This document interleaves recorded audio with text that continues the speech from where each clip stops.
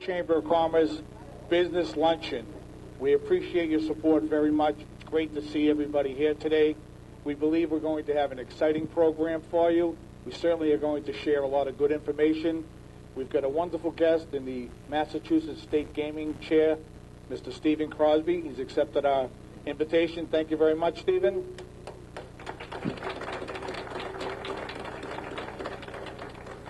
In attendance today, we also have Mayor Dan Rizzo. Dan, thank you very much. City Councilor at Large, Bob Hass. Councilor Anthony Zambuto. Councilor John Correggio. We have the ward councilors and council president, Ira Novoselsky. Thank you, Ira. Arthur Guanasso from Ward 3. Today we also have the City of Revere's Economic Development Director, Mr. John Fester, in attendance. Thank you, John. I'd also like to welcome Diane Modica from she's the president of the East Boston Chamber of Commerce. Thank you so much, Diane. And I'd also like to take this time and this opportunity to welcome back to Revere the Super Bowl champion, Jim DelGaizo. Jim, please stand. We had a lot of great years for those of us that can remember that far back, Jimmy. Thank you so much. There was a time when I used to chase you around for that chin strap, Jimmy. Young kid back then, I guess. But, you know, I really do appreciate the turnout here today. I hope we can learn a lot. I hope that you'll have some questions that can help you to, you know, just better understand the process and where we are in the process here for the granting of the license here at Suffolk Downs. Before we get started, I would like to ask Nick Buller, City of Revere's Veterans Agent, to come on up and lead us in the Pledge of Allegiance. Nick?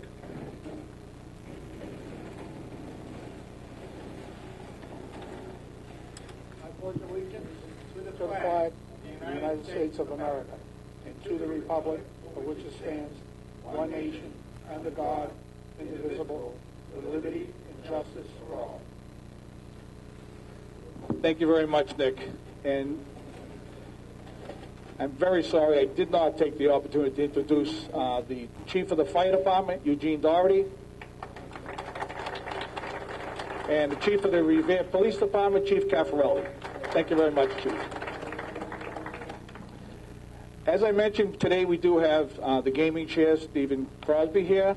And to introduce Mr. Crosby, I would like to ask Mayor Dan Rizzo to come up and make that introduction. Please, Dan.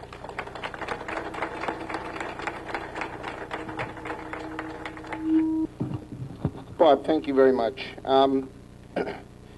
First of all, just before I introduce our guest speaker here today, I don't think since November 22nd of 2011 there's been a bigger issue that's been discussed here throughout the entire city than the future of Suffolk Downs. I think we all recognize that and understand that, and as I travel across the city each and every day, a day does not go by when somebody says what's going on, what's happening, and I want to assure everybody that I'm asking those very same questions. And you know, while it seems as though it's taking quite a while, I'm very, very confident that we will ultimately get there to put Suffolk Downs in a position where they'll at least be able to submit an application to the Gaming Commission. And I think we all recognize what that means. I mean, it means jobs, it means opportunities for local businesses, it means revenue to the state and local communities. It also means collateral investment opportunities for the communities where they'll be located. I think that, you know, I know just in the city of Revere, we have a number of investors that are just basically sitting on the sidelines waiting to see what happens in the future of gaming here in the Commonwealth.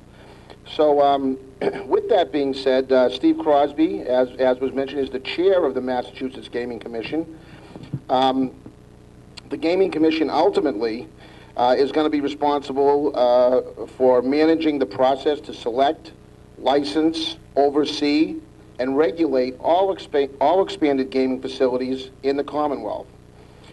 In creating that process, they're going to make sure that, to every extent possible, that the public is protected to any potentially negative or unintended consequences of this legislation.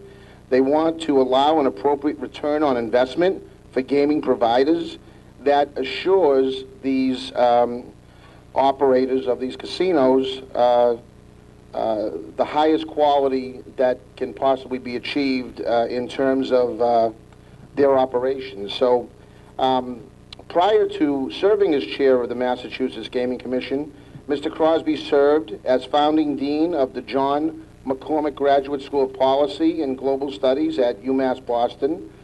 He has 45 years experience in policymaking, entrepreneurship, nonprofits, and academics. He also served as Secretary of Administration and Finance to then-Governors Paul Cellucci and Jane Swift.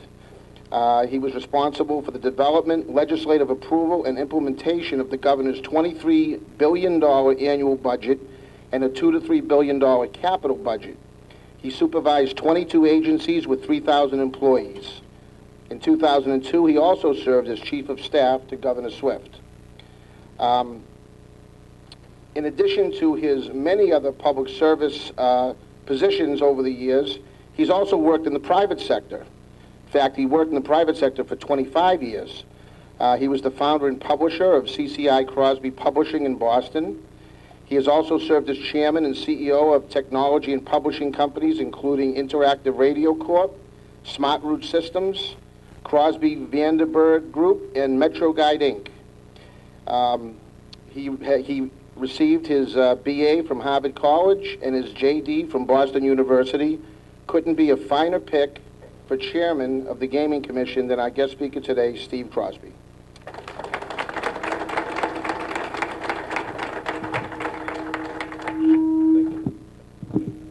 Thank you, Mayor. It's a pleasure to be here again. I will tell you, the folks in Revere, you should know that you're well represented by your mayor and by also Chip Tuttle, who was the head man at Suffolk Downs. They both are clearly powerful advocates for their location, but they do it with integrity and balance and perspective and make our lives easier, not harder.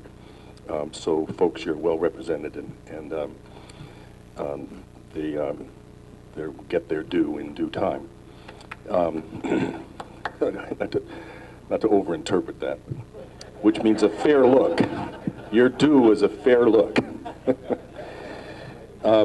You all are pretty sophisticated about this business, but I have a 10-minute video that gives you a background about the whole phenomenon of bringing expanded gaming to Massachusetts. And even though I think you all will be familiar with quite a bit of it, I think it's worth showing it just to sort of make sure we've all got the same starting point. Then there are some kind of major points that I want to focus on after we've seen the video. Casinos, a major step towards reality in Massachusetts. When will people be able to legally roll the dice here in Massachusetts? It is a done deal. Massachusetts Governor Patrick signs a bill into law legalizing casino gambling.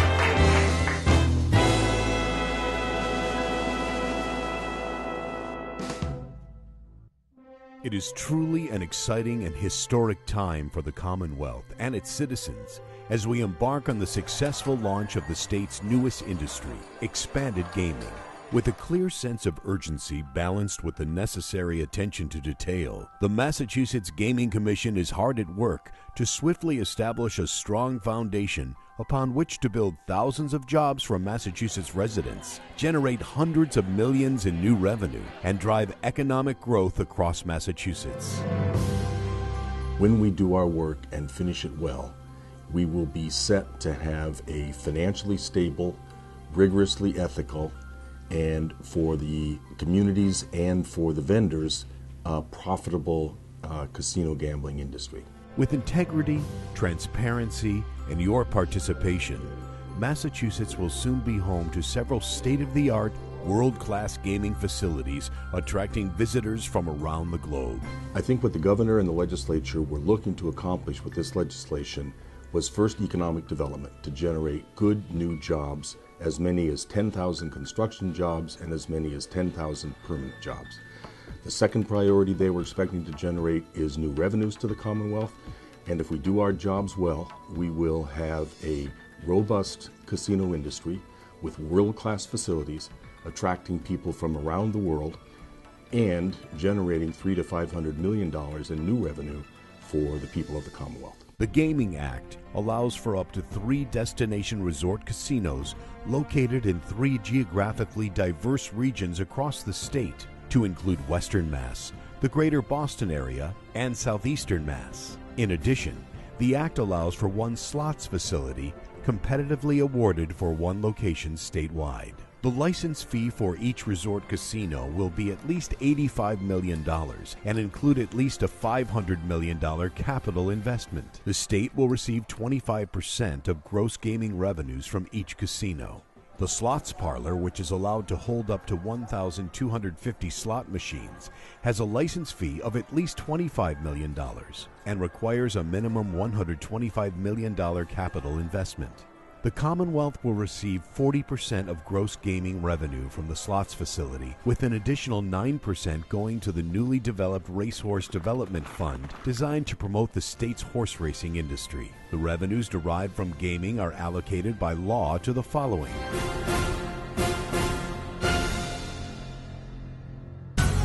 I'm Steve Crosby, the chair of the Massachusetts Gaming Commission, and I'd like to call to order our 26th public meeting. The Act also established a full-time 5-member independent regulatory authority, the Massachusetts Gaming Commission. The appointed 5-member commission is responsible for developing and managing the process to select, license, oversee, and regulate all racing and expanded gaming facilities in the Commonwealth. The Commission has made integrity job number 1, demonstrating a deep commitment to establishing the principles that will lead the successful implementation of expanded gaming. One of the core values of the Commission that we operate under is an absolute commitment to conducting a fair and transparent and highly competitive bidding process in order that we can assure to the people of the Commonwealth the greatest possible economic benefits and the greatest possible revenue returns. We are focused on protecting host and surrounding communities by addressing all the social impacts and its costs. We're providing resources to host communities and surrounding communities to negotiate with the developers, so they really have the opportunity to understand what the consequences will be. They have the money to spend on studies, and they have the resources to negotiate effectively for those host and surrounding community agreements. So there is no question that community mitigation is one of the highest priorities we have on our plate. We must implement rigorous public safety standards, regulatory and enforcement mechanisms that will set the gold standard, engender public confidence, and proactively address any potential for a criminal element. Massachusetts enjoys strong partnerships with state, local, and federal authorities. The state police, the U.S. Attorney's Office, the Attorney General's Office, and the FBI will be working diligently to protect this industry.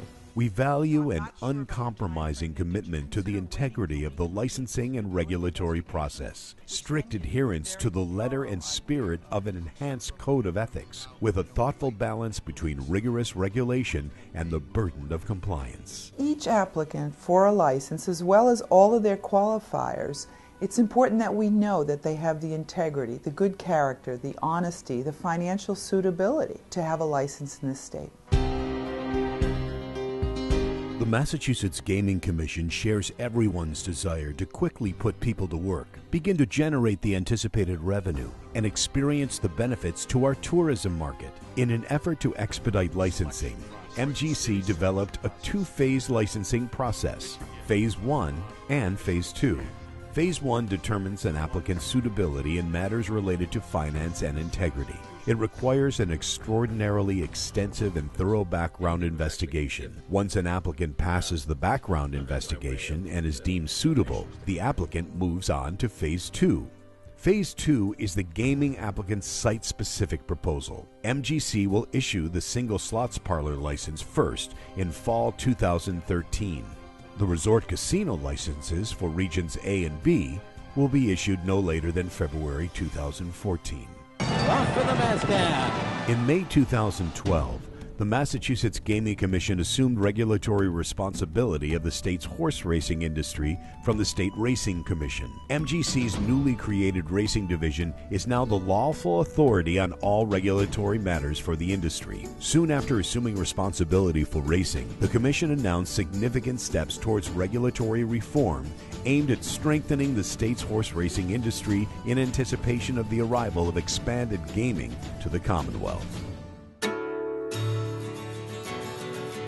I'm going to give you a quick overview of the Regional Employment Board and our role in workforce development. Workforce development programs established through strong partnerships and a collaboration is a crucial tool to maximizing economic development and job creation. The time is now to ensure that Massachusetts residents are prepared to meet the employment demands that the arrival of expanded gaming is expected to provide. Through our partnership with the state's community colleges and the creation of the Massachusetts Casino Career Training Institute, we will establish a highly skilled and diverse workforce that will be ready when casinos come to the region. When the legislation was drafted and had diversity and inclusion in it, in partnership with the Mass Gaming Commission. Mass Gaming values a diverse workforce and supplier base, an inclusive culture both internally and among our partners in the mass gaming industry.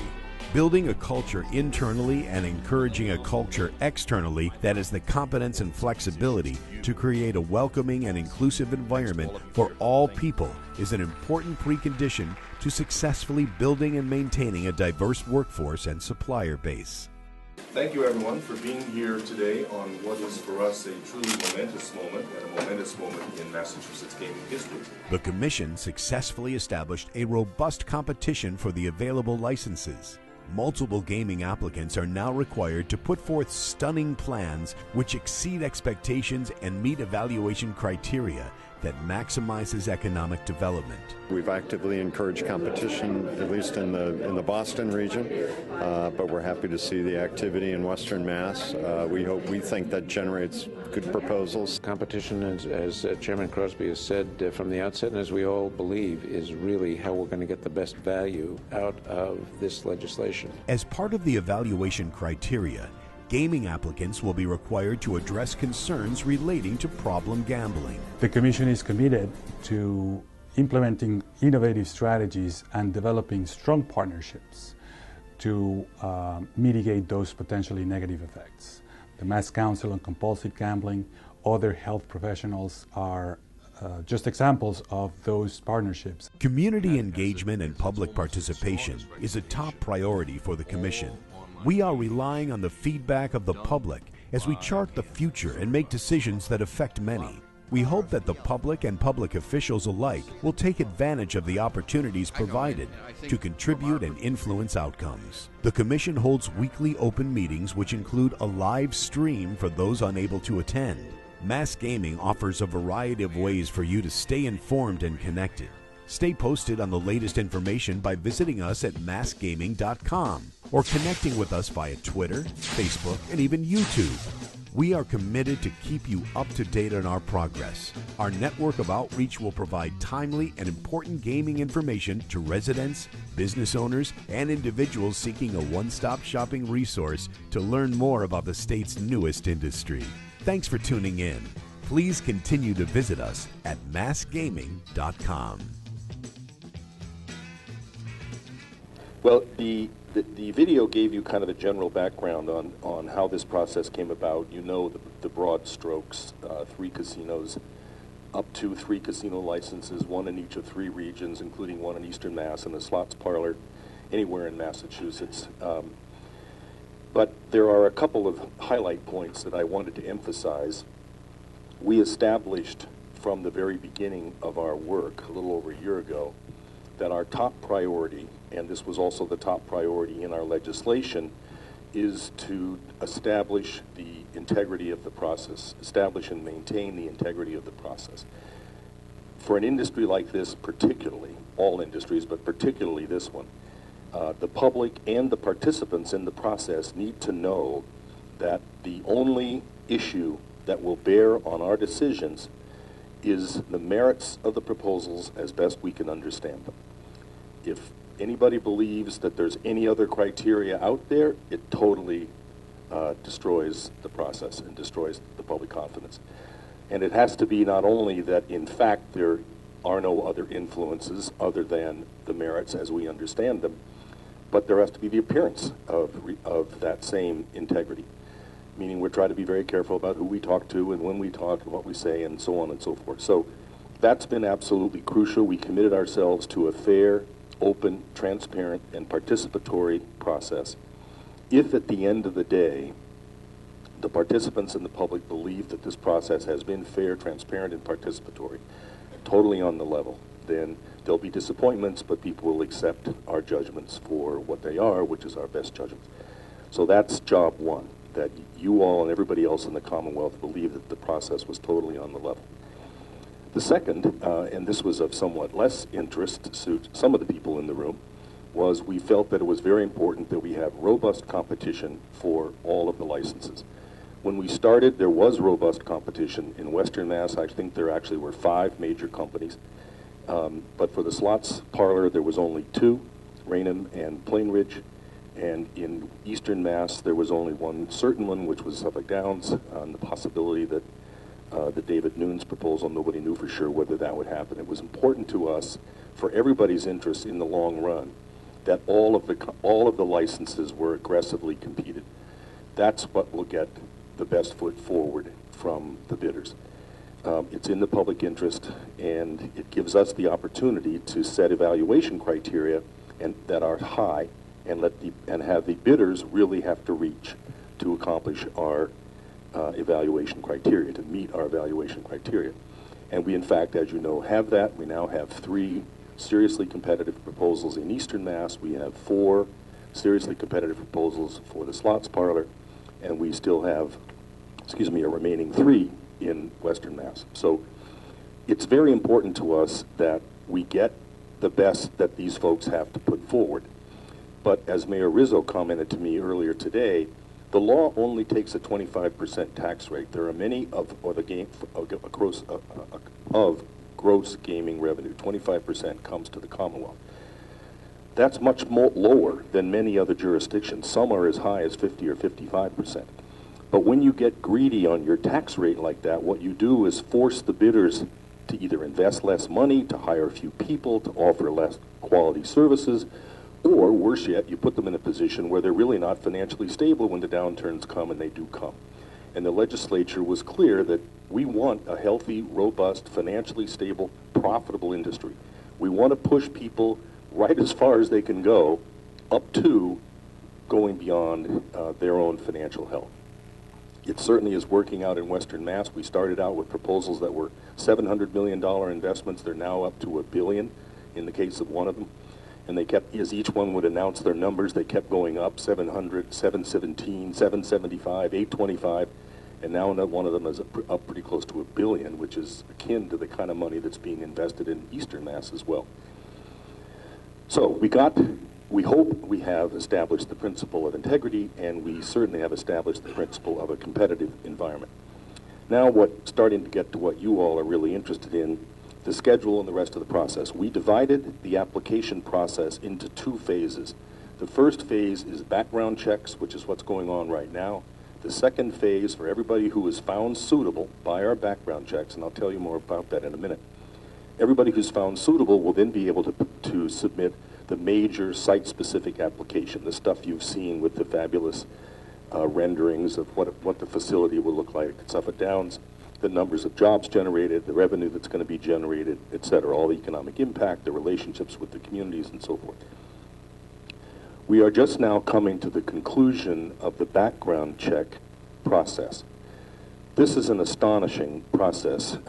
Chip has probably heard me say this before, but when we first started talking about the background check process, I reacted as a businessman, which I've been more in my life than I have a public servant, and I said, this is ridiculous. I mean, these are really intrusive, overwhelming, invasions of your background and privacy. But I was persuaded by our law enforcement people and by people who know the gaming industry that these kinds of background checks are indeed an industry standard and appropriate and necessary because of the history of this industry and because of the temptations of this industry. It's a cash business and so forth. So we have 300 different either individuals or entities that are being background checked by us, have to be approved by us, because 300 are related to one or the other of our 11 bidders that are bidding for the 3 licenses that are up right now. For those 300 entities or individuals, we generated an initial phase of 21,000 pages of background information on family relationships, business relationships. We have put together, we have an investigations and enforcement division that has an assistant, that has a director who's on our staff. We have 5 state police who work full-time with her. And it's interesting that the law requires that the applicants established by, quote, clear and convincing evidence of their suitability to participate in this business. And the kinds of things that we look into, and it just goes on forever: criminal history, compliance with gaming regs in other jurisdictions, patterns of misconduct. They have to demonstrate their integrity, their honesty, and their good character. They have to demonstrate that to us. We obviously look into prior legal issues. We'd look into whether or not they have followed responsible business practices. We look into the quality of their audit committees, their compliance committees, on and on and on, including identifying personal characteristics like scars and tattoos. I was persuaded that was important because you don't really know if it's Steve Crosby if you can't look under his shoulder and see that he's got a birthmark there. It could be somebody saying he's Steve Crosby. So anyway, we're coming to the end of that process. And it's been fascinating. Starting tomorrow, we will be beginning to make final decisions on whether or not certain of our applicants are suitable. 2 of the slots parlors are on the agenda in our public meeting tomorrow. The Investigations and Enforcement Bureau will make a recommendation to us. We will discuss it, and we ultimately have the decision to decide whether they are suitable or not. The background checks for the casino companies, which are much more complicated, like Caesars, like MGM, like Wynn, they tend to have international operations. We send troops. One of your police chief here, I believe, worked with Brian, Kevin Condon, right? Who, I'm not sure it was Kevin that we sent overseas, but we've sent our troopers to Macau and Singapore and so forth to do these background checks. They will take a little longer, but that will be coming to an end over the course of the next month or so, and we expect to be making all the background decisions before the summer is out. This next stages in the process, once the background checks are done, the slots parlors, which doesn't relate to you because Suffolk Downs is not a slots parlor, but the slots parlors will have to have their final application into us on October 4th, just a few months down the road, and we will make our decision on the slots parlor by the end of December. The casino applicants, all of whom are found suitable, will have to get their final proposal into us by December 31st of this year, and we will make the decision in April of next year. So we are, what, nine months away. There is a tremendous local process that you all are familiar with. No community in Massachusetts will host an expanded gaming facility if the community doesn't want it. And there have been any number of communities where either the executive branch, the mayor, or the selectmen, or in some cases like Foxborough, a grassroots effort by just citizens, have caused the governing bodies to say to the casino operators, no, forget about it, we're not even going to talk to you. So there's a tremendous amount of local control. The executive branch negotiates a host community agreement. I was asked by a couple of the city councilors whether the statute says anything about the city council's technical role in approving a host community agreement, and it does not. The legislation says the executive branch, and it's up to the local rules and regs and standards, as well as just political judgments, that your mayor and your city council make as to whether or not the city council has to approve it. And then, as you know, there will be a referendum where a majority of the people of the community will have to vote in favor of the facility. There's no, anywhere in the United States, there's nothing like this in terms of local control and local input. A bidder also has to sign an agreement with the surrounding community. Every community that has a material negative impact, suffers a material negative impact, the bidder, Suffolk Downs in this case, has to negotiate a deal. They don't get a referendum, but they do have to negotiate a deal that mitigates whatever the negative consequences are. There even is a statute an element in the law that says every live entertainment venue, which might be affected by entertainment at the casino facility, has to have a negotiated settlement agreement too, mitigating the negative impacts on them. So there is an incredible amount of local control. I'm sure it's a nightmare for some of the applicants, but it's the way we are in Massachusetts, and I think it's the right thing to do. I think the legislature did the right thing. Once we're now putting together our teams to evaluate these proposals. We spent months working on the evaluation criteria and bringing in experts to help us, talking to people from other jurisdictions, bringing in people, architects, problem gambling experts, police, law enforcement of all types, to talk about how we should come up with the evaluation criteria. And we have broken the criteria down into 5 categories. Finance, which is, are you financially stable? Can you really pull this off? Do you have the money? Are your numbers realistic? How much revenue are you going to generate? How much money will you be paying to your local communities and so forth? Second is mitigation, the total community mitigation, not only for the host community but also the surrounding communities. Have you dealt properly with traffic, environmental impacts, impacts on the schools, impacts on whatever else gambling might potentially impact? Site and building design. We will be looking at the excellence of the site and building design itself, the construction materials that will be used, the sustainability of the operating systems, etc. Economic development. The legislature made this all about economic development. How many jobs will you generate? But much more than that, how will you, the applicant, interact with the rest of the community around you to create a positive economic effect thereafter? We don't just want the casino to come in and take jobs and money and restaurant guests and so forth from every place around the area and move it into the casino. That's competition, that's capitalism, that's what happens, but that's no net positive impact for the Commonwealth. That's just moving dollars from one place in the Commonwealth to another. What's beneficial is when it creates an economic growth across a larger region.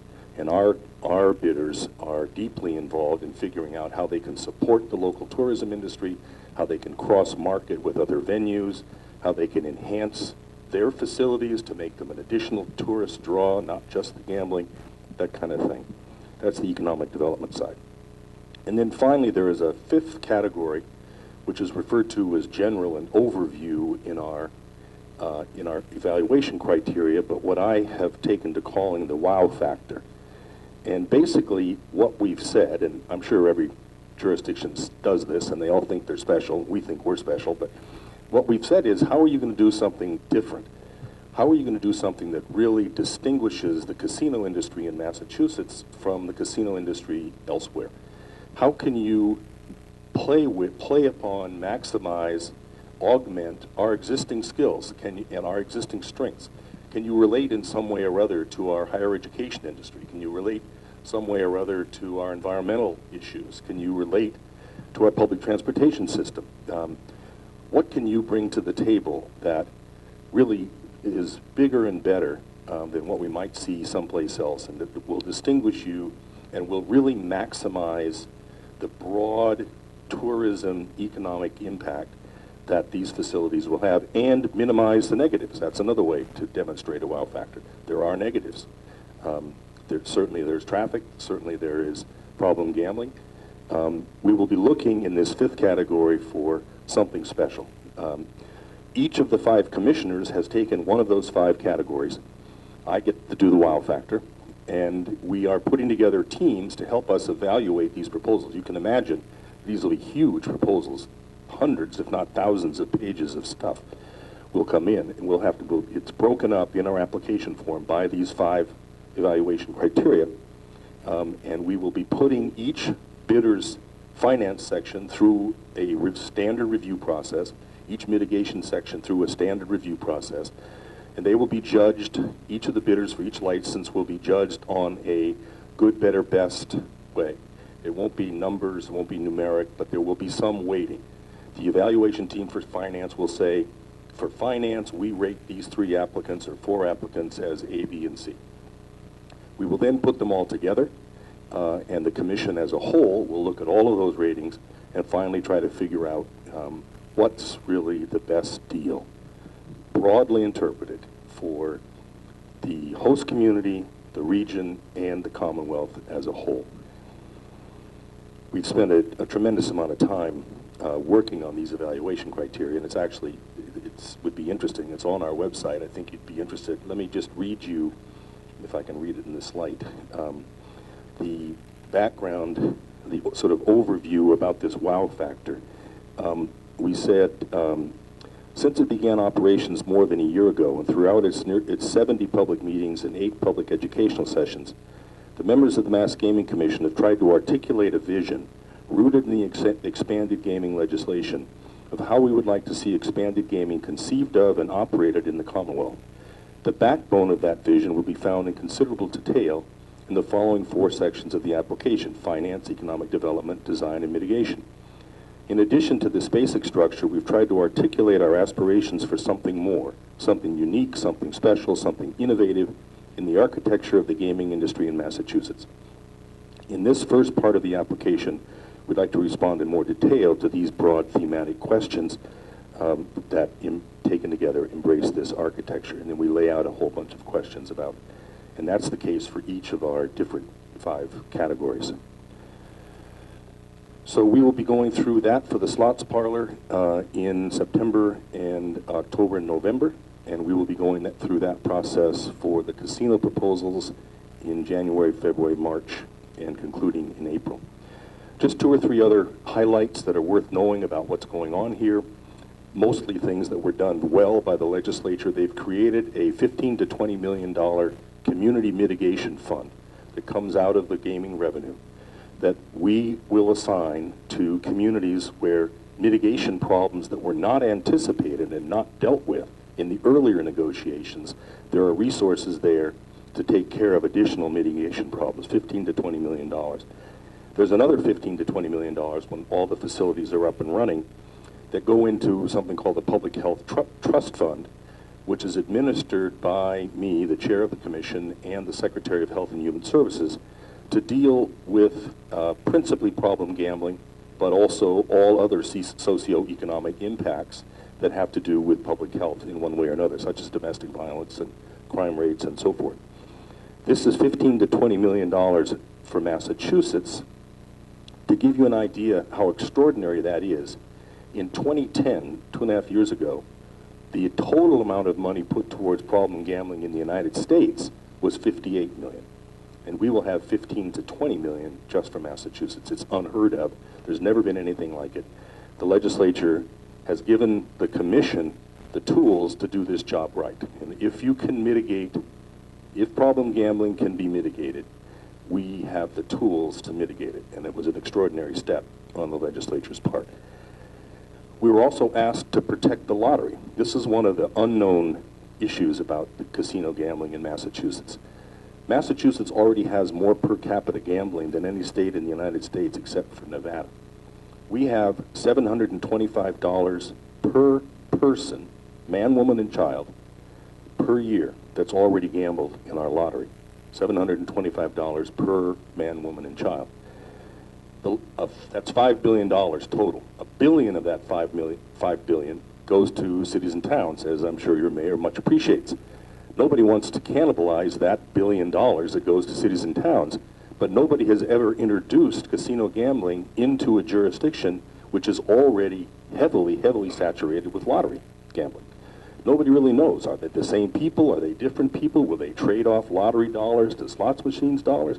Nobody knows. We are directed, and the bidders are directed, to take steps to try to mitigate the impact on the lottery.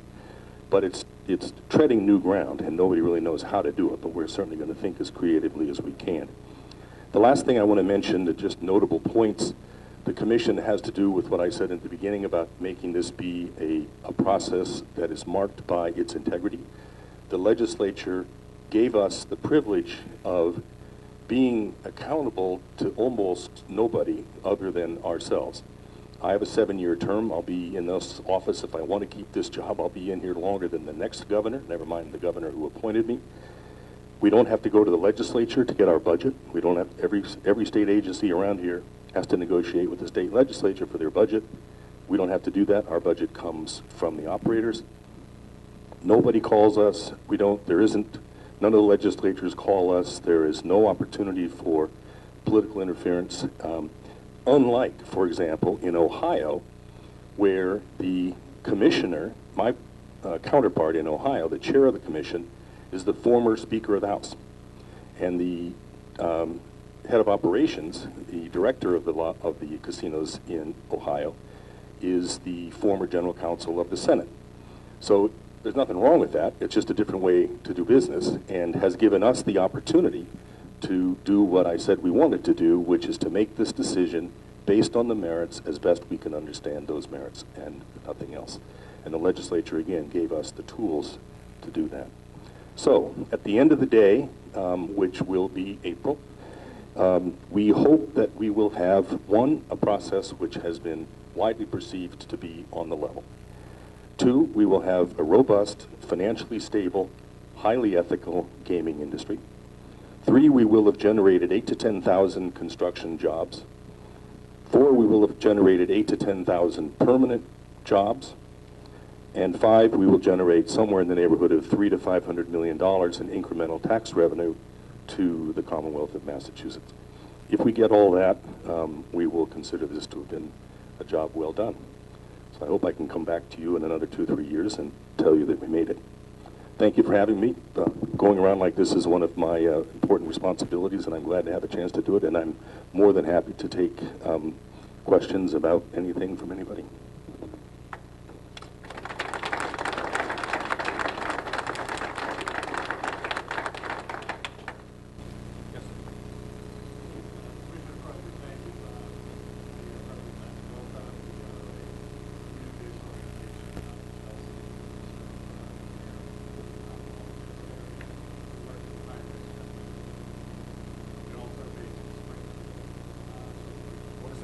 What's the name of the organization?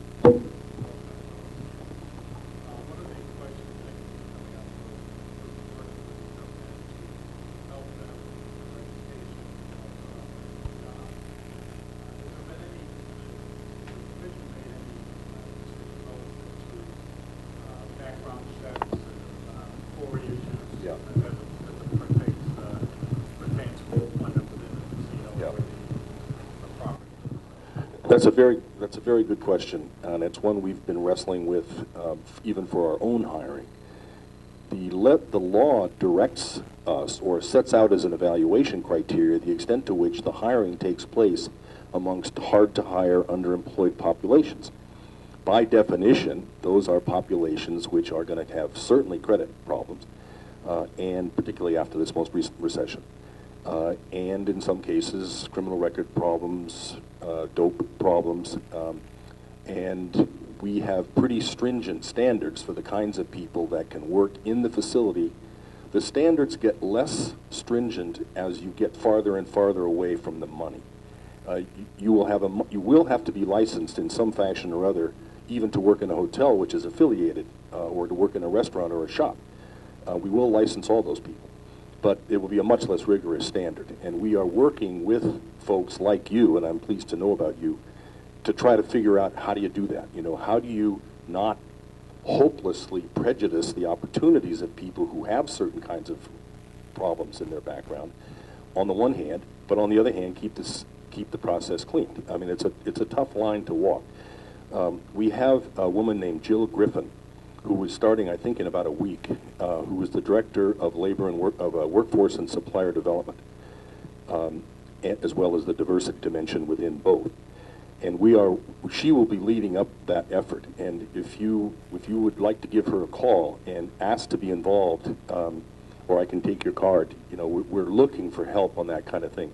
We are going to push the bidders to hire locally, but we're aware that you can't force them to hire locally if there isn't a local job market, a local job force that's ready to take the jobs. So we are now working already on various kinds of training programs, as well as issues like the issues you're talking about, to make sure that we can assure a lot of people have local opportunities to work. Similarly with small businesses, some of the same kinds of issues are there, and we're doing the same thing there. She will also be responsible for making sure that local businesses get trained, get ready to work in the high-pressure, high-demanding environment of the casinos. Thank you. Who else? Yes. First of all, thank you for coming today. It was really very informative today. I think I've heard you before, but it sounds like you're working very hard to put together all of these pieces.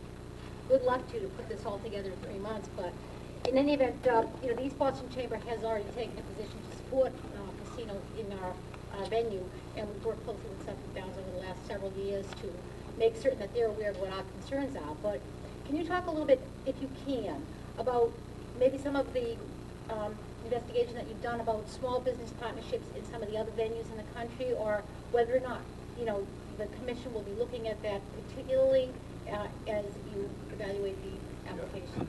It is very much one of the evaluation criteria. How it has typically, this is less as the years have gone by, but in the past, it's typically been the case that the casino comes in and really creates a problem for many of the surrounding businesses. We have gone, the industry is changing on its own because it needs to diversify. You can't, people want to do more than just gamble now. They want a whole bunch of other stuff. And they realize they have to have good community relations. So but we have also made a very high priority out of being an outer-facing facility that will interact. And so talking about how you're going to cross-market, you know, how you're going to buy locally, how you're going to identify, tell people what services are available to be purchased from local suppliers, that will very much be a criteria, and a way you could help Suffolk Downs would be to help them be innovative in how they will address the local workforce or the local supplier base. We have had people come in from across the country, a number of different casino or regulators and casino operators, to talk to us about how this can be done well and how this can be done badly. And we have this same woman, Jill Griffin, that I just mentioned, will be in charge of that. So you might want to be in touch with her as well. But it's definitely a very important criteria to make sure that the net effect is positive and that you're not just having a transference of money and jobs from one place to another. It's easier said than done. So being creative and thinking of how you can cross-market, you know, how you can share a brand, how you can use local resources in the facility. Being creative about that would be a real help to your bidder. Sir. Background checks and all kinds of things are going on behind the scenes. How much taxpayer dollars is being spent on this effort? Zero. Spent for up to 7 years on the commission. Well, tax dollars, not one red penny ever will be spent on gaming in any way. Our initial financing is a $15 million loan from the rainy day fund, which we will repay as soon as the license fees start to come in. And then our operating expenses are an assessment on the license holders. The background checks are paid for by the license holders. When they first applied for a license, they had to put up a non-refundable $400,000, and we used that to start the background checks. But believe it or not, for 11 background checks, the total cost is about $9.5 million. And that's all coming from, we've had to reassess, again, as Chip will know, we've had to reassess the bidders for more money to pay for it. So there's not one red cent of taxpayer money involved in this. And the hope is that the revenue from this to the Commonwealth will be $300 to $500 million a year. That's the planned expectation.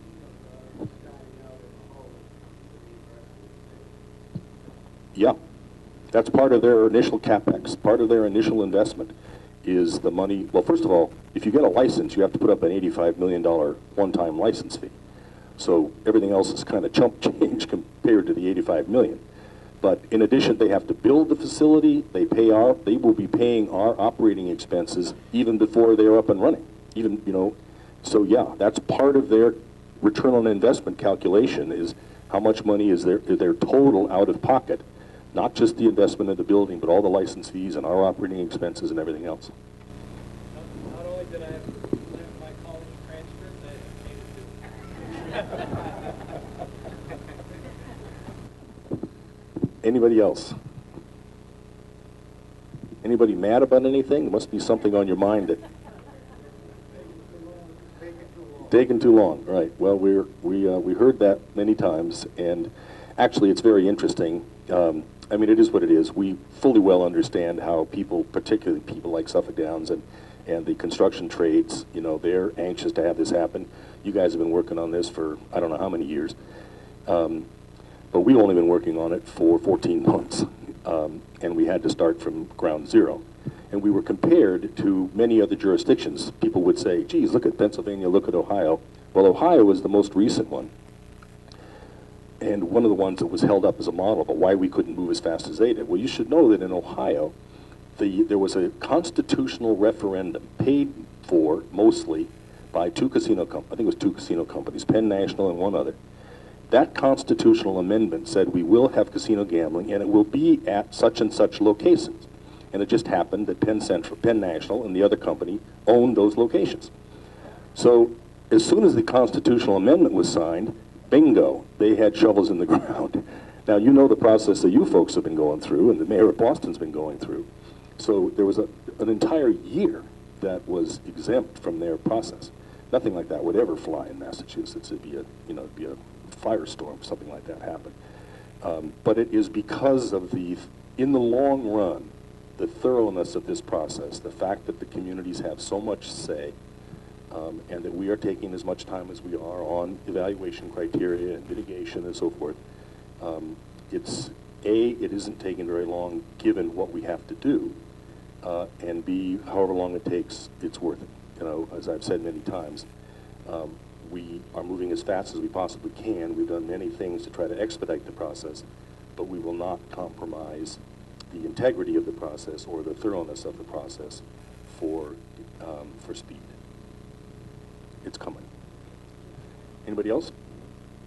Thank you all very much for having me.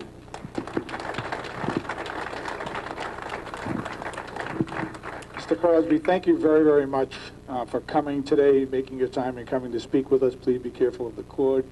Elaine Driscoll, thank you very much for helping us to make this happen. And I would like to just say a couple of things, and I'm not going to drag it out too long, but I would like to take the opportunity, Stephen. I know this is not your first time to coming to Revere, but I would like to welcome you once again to Revere, the home of America's first beach. Being a Revere Beach enthusiast, it's very important for me to recognize the importance of our community. You know, we do take very great pride in that distinction of being America's first public beach. We are home to a National Historic Landmark. Revere Beach also, from the turn of the century until probably the 1960s, was known as the playground of New England. So, you know, I think it's very important for us to realize that, you know, if Suffolk Downs in this area is granted that license, it's just going to be such a stimulus for us in this area. There are so many people that are very interested in learning what's going to happen, you know, at Suffolk Downs. Suffolk Downs has been a good partner to us at the Chamber of Commerce and certainly to our community. And I don't mean to make the pitch in that way, but I do want to certainly recognize the importance of, you know, that type of activity in this area at Revere Beach. We're not new to travel and tourism. It's a very important part of our economy. This means a lot to us. A lot of us have worked at the beach. We've worked in the community. When you talk about Revere Beach, Suffolk Downs, and Wonderland together from the 1930s up until the 1970s, it was a major, major impetus for business in this area. So many of us look at this as a real good potential for business development. And I just didn't want to have that opportunity pass without stating that. And as the president of the Chamber of Commerce, I want to thank the board of directors that are here today and our chamber members themselves for supporting this event and coming out today. And I want to thank Mayor Rizzo for making the introduction. But thank you very much again, Mr. Crosby. We really very much appreciate it. Thank you.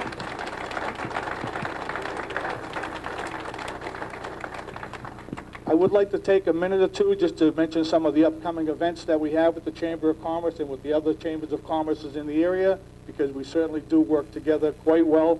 We have the 2013 Sunset Cruise out of Winthrop Harbor in cooperation and coordination with the East Boston Chamber of Commerce, Winthrop, Chelsea, and Revere. We think that'll be a great event on August 7th. We also, in the Revere Chamber of Commerce, have our annual Pot of Gold on September 12th. We think that's going to be an exciting event. We've just made it a $10,000 Pot of Gold event, and we're quite excited because last year it went very, very well, and we think that this will be something that will be supported as well. We are working on the small business development exhibition, but we believe we're going to push that off if we can until early spring, because it's just going to give us a little bit more time to make it that much more of a successful event. We have the Columbus Day Parade. Mayor Rizzo, thank you very much for the initiative in bringing back the Columbus Day Parade to the city of Revere, and working with the Chamber of Commerce in this community. We're really looking forward to that too. Again, Jim DelGaizo, thank you very much for making the move back to Revere. We love having you back in the community. So again, I say in closing, thank you everyone for coming today. Pro team I ever played for was the Miami Dolphins. So my wife and I, both Revere people, ended up in Florida. I was fortunate enough to get a chance to go to 2 Super Bowls. My rookie year we lost. My second year we won. It was the perfect season. Greatest experience of my life in sports.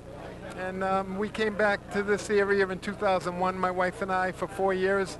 Went back to Florida, and now we're back again, and we mean to stay this time. And just a much more dynamic economy up here and the chance to make a better living. So we're back. And if I remember right, and you may have said it, but when you left college, you weren't drafted by the Dolphins. You actually went on the field and earned your place, yeah? No, it was quite a ride. I was what's called a free agent, only not the way you look at free agents today. They're the ones making all the money. When I was a free agent, I was undrafted out of college, and I was one of 4 players that made the team out of 37 free agents and rookies that year. It was a very tight roster, 1971, and every day was a one-day renewable contract. Every day you fought for your life, and if you didn't get cut, you came back the next day, and I made the team, so I was lucky. So you've been back in Florida all of these years. You said you've been back once, but you were basically living down there. Now you're back in the area. Tell us a little bit about what brought you back. Well, you know, the economy. I'm in the mortgage business. Finance is the only thing on my resume other than football in the last 35, 38 years. So this is a much more dynamic place to make a living in finance in South Florida. So we came back for that, for the personal network and the chance to come back to a diverse economy in New England.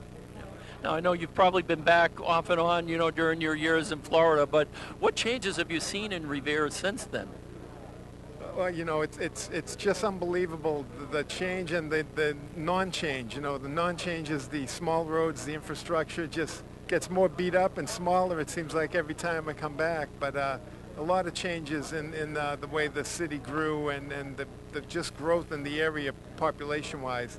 And the traffic is quite an adventure here. It's like nothing I've ever seen before. Yeah, some things remain the same. We still have Suffolk Downs, with Kelly's, we've got the beach. Exactly, and Route 1 was the same as when I was in high school. It hasn't changed a bit, except there's more potholes now. Well, Jim, welcome back. Thank you very much. I really appreciate it, and good luck to you. And by the way, take a look at this ring.